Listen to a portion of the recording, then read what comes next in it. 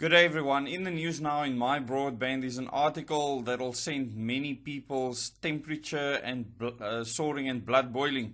And in this headline it says that syndicates stole 65 truckloads of Eskom coal in a day. And when you find out how this happened, you probably won't be surprised, because we are living in South Africa. If you remember that advert that came out about the Formula 1 racing car pulling into the pits and should only be getting a refueling and tires replaced, and soon the driver is sitting only in the cockpit and there's nothing else left.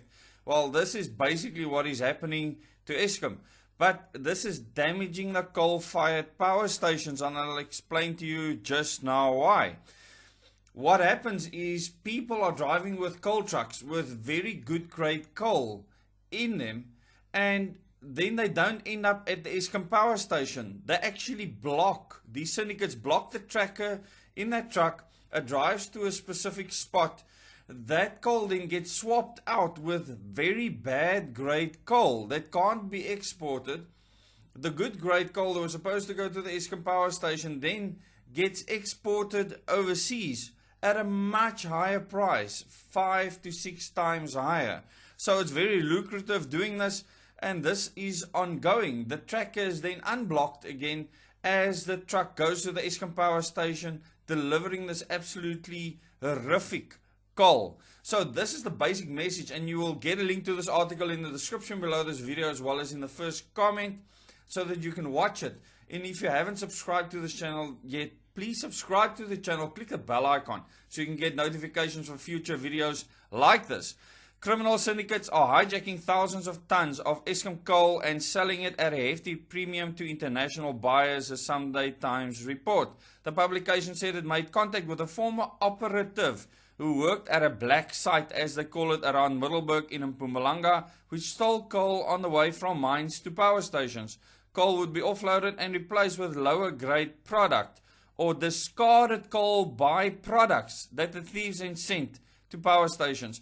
Now, you can't really produce proper power with this. It damages the mills that crush the coal, etc. These are either highly inefficient at generating the heat required to produce electricity, or could damage generating units, resulting in costly breakdowns that increase the likelihood of load shedding. Now, I'm really glad that this has become public so that people can see what Eskom is facing. And the coal-fired power stations are under siege. There's so many things that you can do to them to collapse Eskom as a company.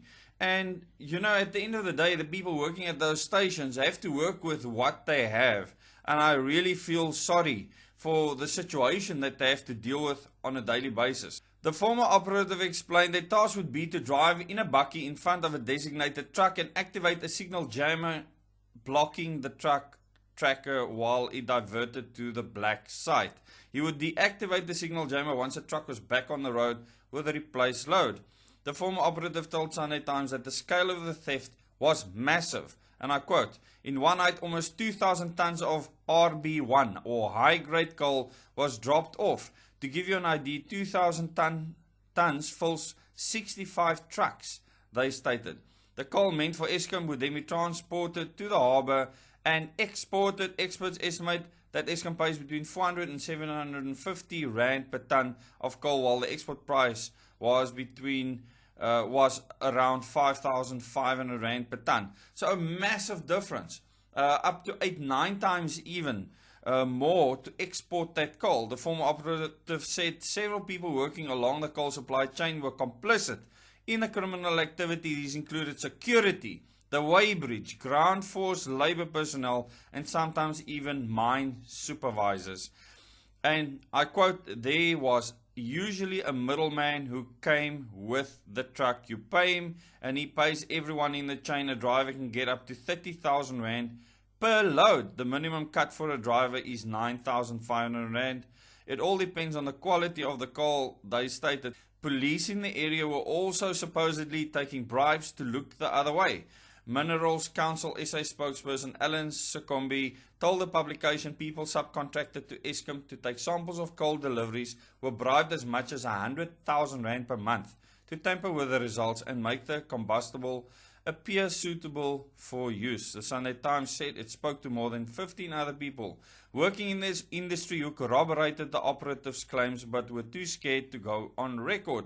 The source now claims to operate a legitimate business but fears that speaking out could endanger his and his family's lives. With that kind of money floating around, your life will certainly be in danger. Coal Mafia clampdown, and this is the last part of the article, and I do want to cover that with you. Public Enterprise Minister Pravin Gordhan previously said law enforcement agencies had identified mafia groups operating in Mpumalanga that have infiltrated the structures of legitimate companies to set up parallel operations in illegal mining and coal supplies. Many companies have parallel operations happening with their own staff that they pay on a monthly basis, not just in the coal supply industry. That has resulted in Eskom getting substandard coal that includes pieces of metal and rubble. And when this enters the mills, you break the mills. If it enters the system, the boiler tubes, they're going to break, leak, and many other problems. This damages its generating units, many of which are already performing below maximum capacity after decades of operation. Well, not operation, operating with a fuel that is that bad. You can only break down. Investigations are also ongoing into Eskom being built for thousands of liters of fuel oil that never gets delivered to its power plants. In addition, Eskom is battling rogue elements within its own ranks that sabotage its power plant operations, a claim first made in November of 2021. And then it speaks of those events that I've already covered on this channel. It's important for you to know that this is happening in our country. Not just in the coal supply industry, in all levels of industry. And this is the state of our nation currently, and you need to think, what role can you play in changing that? And the first thing you can do is changing how you behave. Not turning a blind eye anymore, empowering yourself. So we can change this governance system. Don't think that politicians aren't aware of what is happening and profiting from it. Thank you very much for watching this video. Please share it with your friends and family. And please subscribe to the channel, click the bell icon if you like content like this so that you can get notified for future videos. Thank you very much. Till the next video.